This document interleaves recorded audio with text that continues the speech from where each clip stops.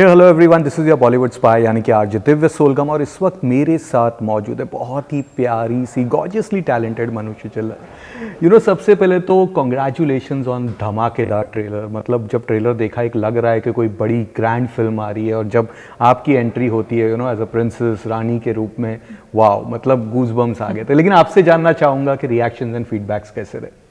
पहले तो thank you. I think अभी तक जो भी आया है फीडबैक मोस्टली सब अच्छा ही है। आई थिंक सभी एक्साइटेड हैं, तो all good and I hope कि इसी तरह से अच्छा ही रहे सबका रिएक्शन, और फिल्म आने के बाद भी लोगों को फिल्म अच्छी लगे।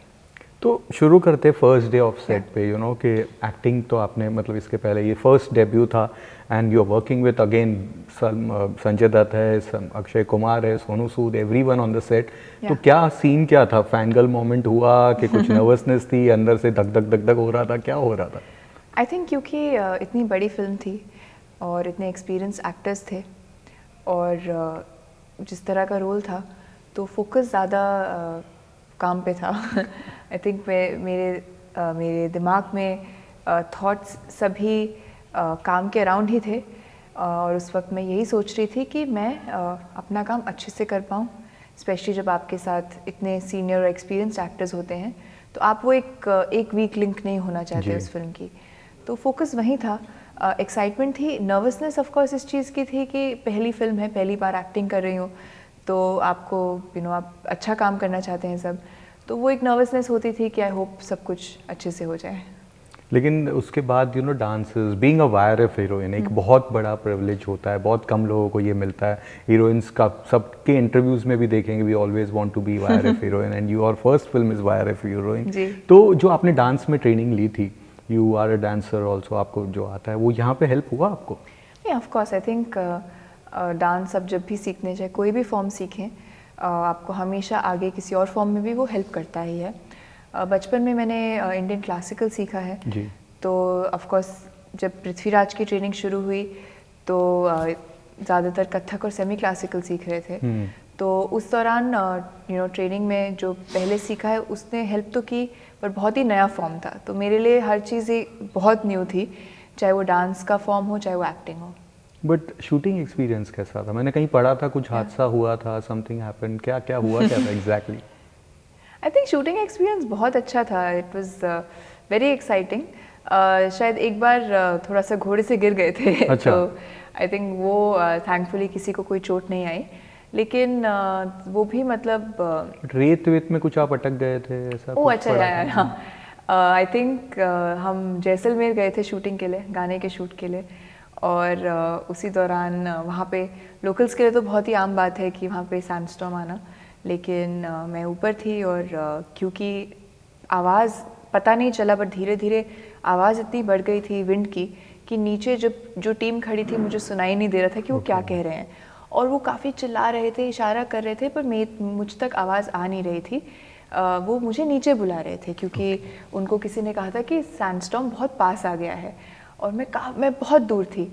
तो मुझे अभी याद है कि शायद कोरियोग्राफी टीम, दूसरी साइड पे कोरियोग्राफी टीम थी, तो कोई आया, उसने मुझे धक्का दे दिया।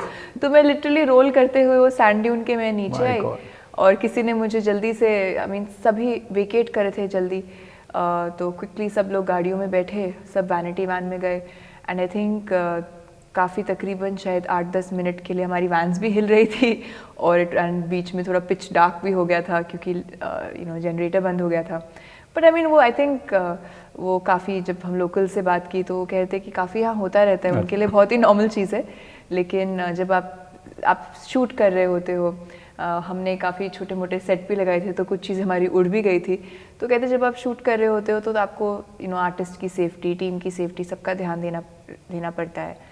तो आई गेस वो थोड़ा सा सब लोग थोड़े से उसको लेके थोड़ा सा लोग ध्यान दे रहे थे। बट थैंक गॉड ज़्यादा कुछ हुआ नहीं।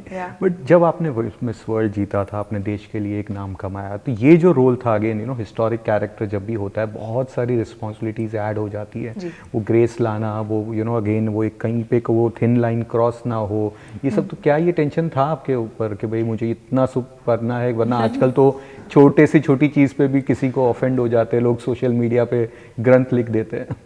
जी नहीं, ऑफ कोर्स आजकल क्योंकि इस तरह का कैरेक्टर है, और अगर हम राजकुमारी संयोगिता की बात करें तो उनके बारे में लोगों ने बचपन से पढ़ा है, उनके बारे में कहानियाँ सुनी है, तो लोगों के माइंड में ऑलरेडी एक इमेज होती है।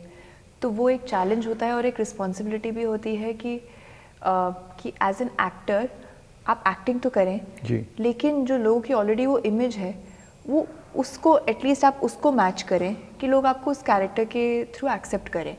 तो वो एक चैलेंज ज़रूर होता है और वो एक मन में थोड़ा सा प्रेशर भी था कि अगर I have looked up to her, तो ऐसा ना हो कि मैं काम इस तरह का करूं कि लोग कन्विंस ना हो पाए कि मैं राजकुमारी संयोगिता हूँ फिल्म में। तो वो थोड़ा प्रेशर होता है, बट आई थिंक अच्छी बात यह है कि रिसर्च इतनी स्ट्रॉन्ग थी इस फिल्म की और डॉक्टर साहब का विजन भी इतना स्ट्रॉन्ग था कि मेरे कैरेक्टर्स ऐसे ही हैं, तो कहीं ना कहीं उस चीज़ ने भी बहुत हेल्प किया है। तो लेकिन अक्षय कुमार के साथ working experience, he is known फटाफट 20 दिन 25 दिन में फिल्म खत्म कर देते हैं, एक्टरों को पहले थोड़ी सी तैयारी करनी पड़ती है। आई मेट हिज को-स्टार, सब बोलते हैं हम पहले से रिहर्सल्स करके रखते हैं because he comes, he finishes part and वो चले जाते हैं। तो ये आपके साथ भी ये सब था कि बहुत पहले से प्रिपरेशंस?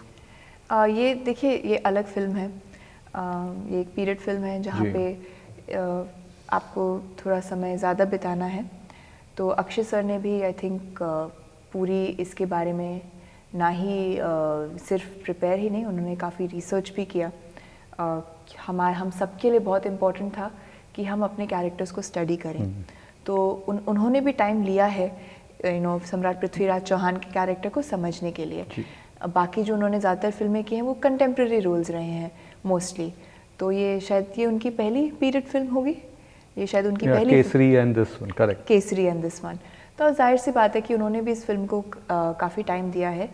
शूटिंग में of course he is quick, जो कि एक अच्छी क्वालिटी है, क्योंकि शूटिंग में जितना आप क्विक होते हो आपकी एफिशिएंसी बताती है एंड उस तरह से, क्योंकि अगर आपकी तैयारी पूरी हो तो शूट आप जल्दी कर सकते हो।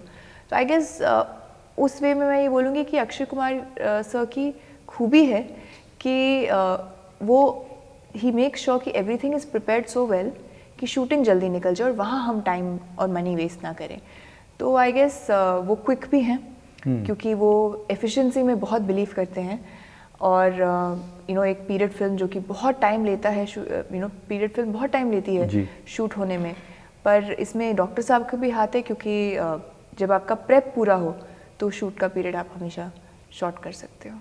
तो मिस वर्ल्ड के बाद तो आपके पास बहुत सारी फिल्मों के ऑफर्स आए होंगे, तो ये फिल्म, इसका सिलेक्शन प्रोसेस कैसे हुआ था और क्या छोड़ना पड़ा था? कुछ होगा तो सही, सामने बड़ी फिल्म कुछ छोड़नी पड़ी होगी या समथिंग लाइक दैट। जी देखिए, जब से मिस वर्ल्ड ही नहीं, आई थिंक जब से मैं मिस इंडिया थी तब से आई गेस कई फिल्म मेकर्स ने अप्रोच किया है, पर उस वक्त मैं काफ़ी क्लियर थी कि मैं फिल्मों में नहीं जाना चाहती और मैं एक्टर नहीं बनना चाहती।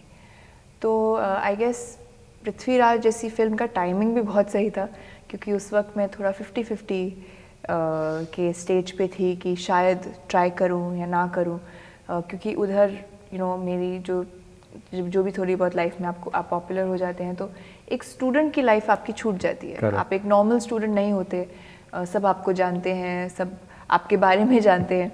तो कहीं ना कहीं वो चीज़ मुझे थोड़ा सा रोक भी रही थी कि मैं वापस जाऊं या ना जाऊं या किस तरह से इसको हैंडल करूं। एक प्रिवेसी होती है, वो प्रिवेसी चली जाती है।